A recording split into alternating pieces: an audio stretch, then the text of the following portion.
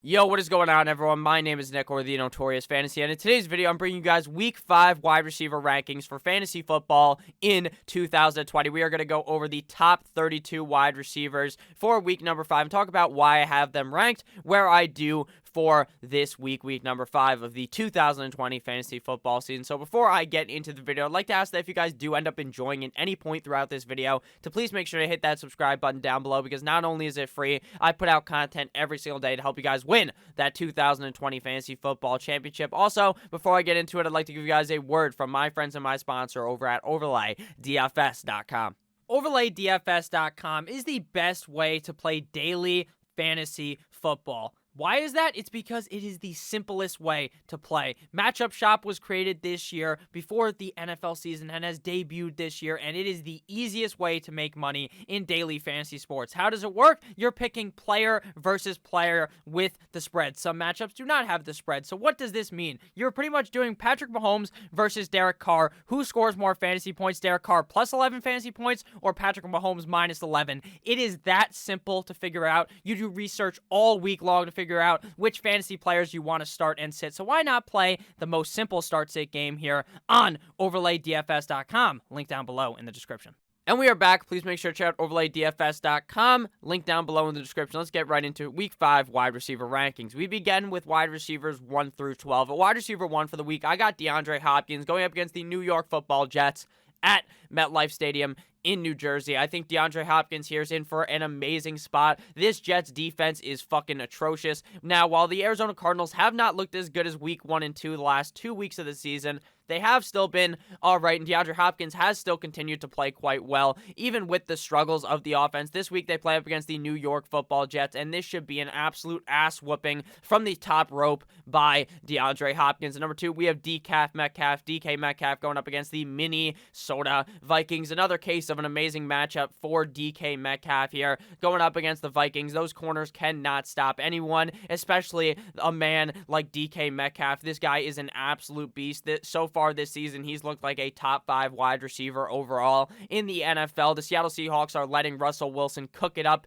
in the kitchen like his name is Gordon Ramsay, and DK Metcalf has been the main guy there. Now, he's not necessarily the only main guy, because they got him and they've got Tyler Lockett. Both of these guys should be able to put up fantastic games here on Monday night, or Sunday night, I should say. Sunday night football. And number 3, we have Tyreek the Freak Hill going up against the Las Vegas Raiders. Now, Tyreek Hill is, on a weekly basis, just a top 5 wide receiver, strictly really just based on the upside. Tyreek Hill, on a weekly basis, could put up a game that individually wins you your week. I'm talking 30-plus points from a couple of bombs coming in from Patrick Mahomes. He drops those Nagasaki-esque bombs right on the Las Vegas Raiders defense and murders them all. I think Tyreek Hill is in for a big matchup this week up against the Raiders. At number 4, we have Adam Thielen going up against the Seattle Seahawks in Seattle. I know I talked about how DK Metcalf is going to take a absolute dump right on the Minnesota Vikings chest. Shout out to Odell Beckham Jr., but Adam Thielen may end up doing the exact same thing. The Minnesota Vikings offense looked to be clicking the last couple of weeks when they were playing, or not even the last couple of weeks, really just last week up against the Houston Texans when they played up against a poor defense. This week, I'm not saying the Seattle Seahawks are the shittiest defense in the league, but they're not all that great, and Adam Thielen is a target hog in that Minnesota Vikings offense, so I think Adam Thielen's going to put up a big spot here on Sunday night. At number 5, we have Calvin Ridley going up against the Carolina Panthers. Now, I understand last week, Calvin Ridley put up a fucking goose egg in your lineup. He hit you with the front hand, backhand. He hit you with the 1-2 Mayweather right to the noggin because he screwed you over, and I understand that.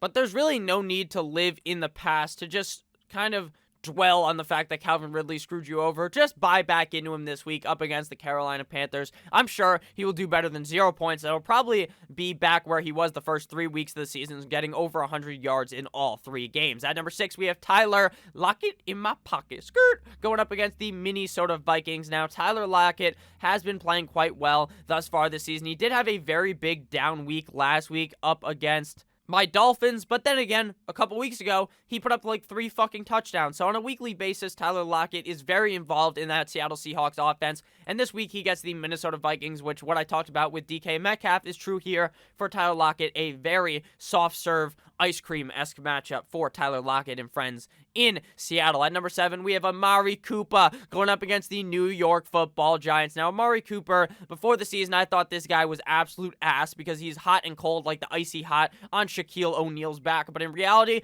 this guy is just the safest player so far this season, considering the Cowboys are just getting down by a zillion in these games. They're airing the ball out, and Amari Cooper is clearly the wide receiver 1 on this team and has been very consistent thus far this year. So now he gets the New York Football Giants, whose defense is dog shit. They will not be able to stop Amari Cooper, and I think that Amari Cooper puts up yet another big spot here on Sunday at the 4 o'clock, the most boring slate you've ever seen in your life. At number 8, we have Keenan Allen going up against the New Orleans Saints in the Mercedes Dome. I believe that stadium is called in New Orleans.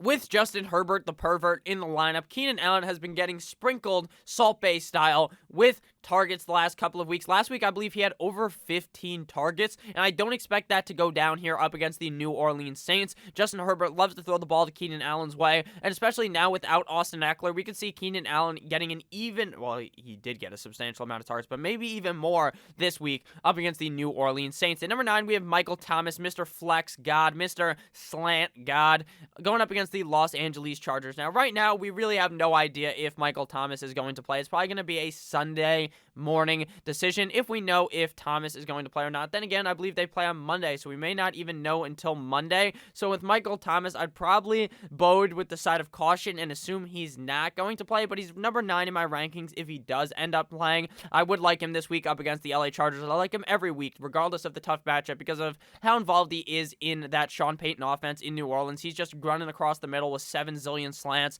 every single game, and you already know Drew Brees doesn't have a huge arm, so he's just going to dump it to Michael Thomas 7 zillion times. Number 10, we have Baby Chark, Baby Chark, DJ Chark going up against the Wiki Houston Texans. Now, DJ Chark last week hit the Cincinnati Bengals with the drop kick straight to the jaw, and DJ Chark put up a great game. This week, he gets the Houston Texans, another piss-poor type of defense here.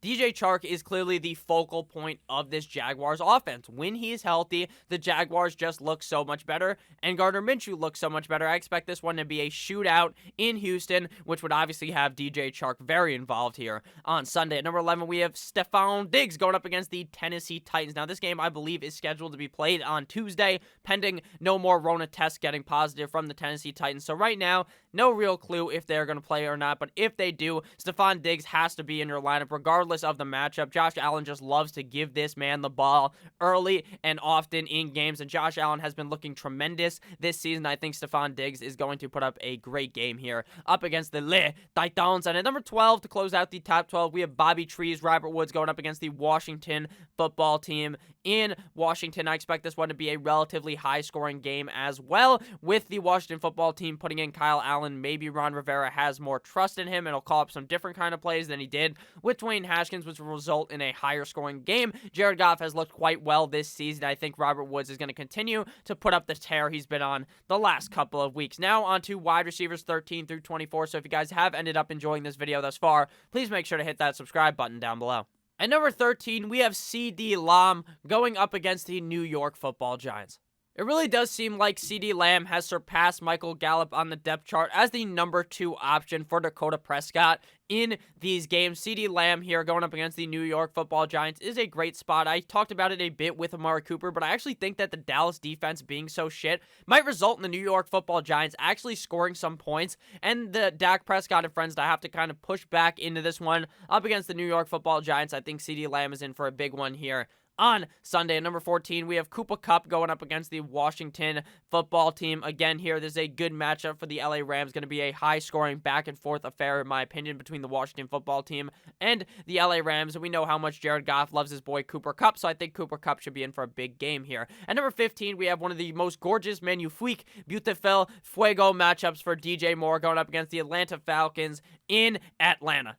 Now, DJ Moore has played like absolute shit this season compared to how I thought he would play. Now, that's really because Robbie Anderson clearly has emerged on this team as Teddy Two Gloves' favorite target on the team. That's Teddy Bridgewater for all you folks back home. So DJ Moore is a great target here this week up against the Atlanta Falcons. This is a beautiful matchup, and I think he will finally put up that game that we've waited all year from and what we expected all year from Wiki DJ Moore. At number 16, we have Terry McLaurin going up against the Los Angeles Rams. Now, I understand Terry McLaurin is likely going to be getting the Jalen Ramsey treatment in this game, but it doesn't seem to have mattered thus far this season. Terry McLaurin has proved to be one of the best wide receivers in the NFL, at least in my opinion, regardless of the quarterback play, regardless of the corner he is going up against. This week, he has Kyle Allen starting at the quarterback position. I'm sure that's not going to really matter at all. Maybe it's just a slight uptick for Terry McLaurin. And I think that even going up against Jalen Ramsey, Terry McLaurin will prove to be the excellent wide receiver that I believe he is. Got him as wide receiver 16 this week.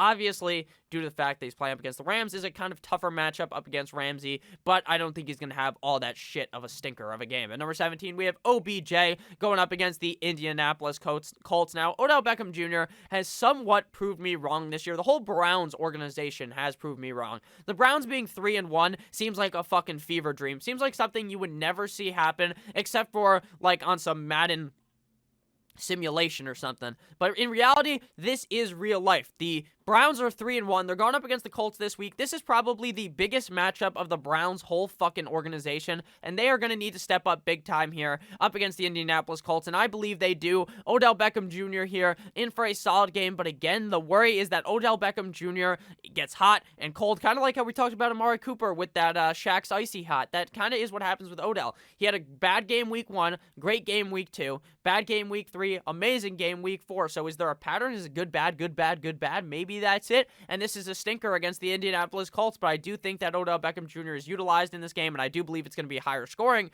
so in that case, I like OBJ. At number 18, we have Devante Paca going up against the San Francisco 49ers. Now, Devante Parker was getting thrown bombs last week up against the Seattle Seahawks from Ryan Fitzmagic, and I believe the same thing is going to be true this week. It seems like Preston Williams just has not been all that good this season, and Devante Parker is clearly the number 1 target on that team, like I probably should have assumed, even though I thought Preston Williams would be better, so I was kind of iffy on it. But now, Devante Parker, clearly the alpha guy in that Miami Dolphins offense, and even up against the San Francisco 49ers, he really does have high wide receiver 2 upside. At number 19, we have Tyler, Boyd, going up against the Baltimore Ravens in Baltimore. Tyler Boyd has been getting peppered with targets, just like a couple of these other guys we've been seeing. Joey Burrow, Joey B, John B from Big Dick Joe is loving to throw the ball to Tyler Boyd, and Tyler Boyd has been loving catching the ball. This guy has been a beast on the team. AJ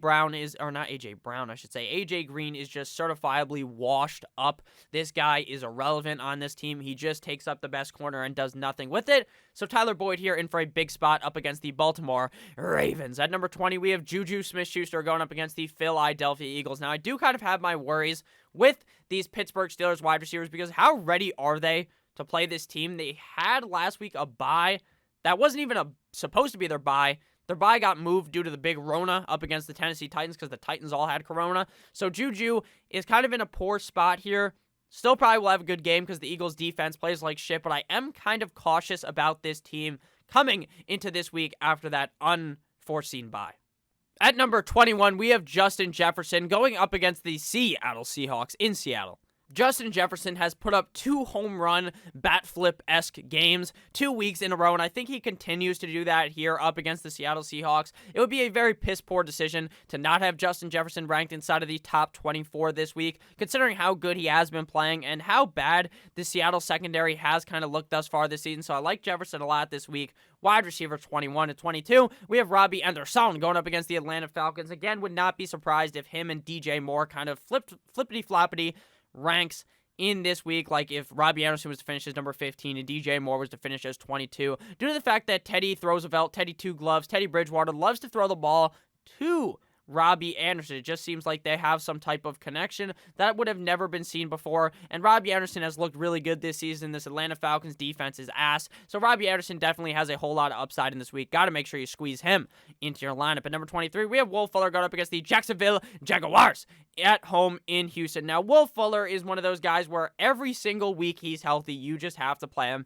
because he has the chance of dropping a bomb of a game all over your opponent where he legitimately will score like 25 plus points. But then there's the other side of the coin One side is humongous game, the other side is just a shit show, and that's really what Wolfe Fuller is. He's either gonna slap up your opponent, or he's gonna fucking, on the other side, just rail you right in the ass into the night with no use of lube. So it's one or the other for Wolfe Fuller. This week, I think it's going to be the really good game, but you have to bake that in. That's why I have him as wide receiver number 23 due to the risk of him playing like shit. At 24, we have another guy just like this, Hollywood Brown, going up against the Cincinnati Bengals. Now, Hollywood does a similar thing. One game, he's a god. The next game, he does his best Houdini impression, and he's absolutely disappeared. He's just gone and irrelevant.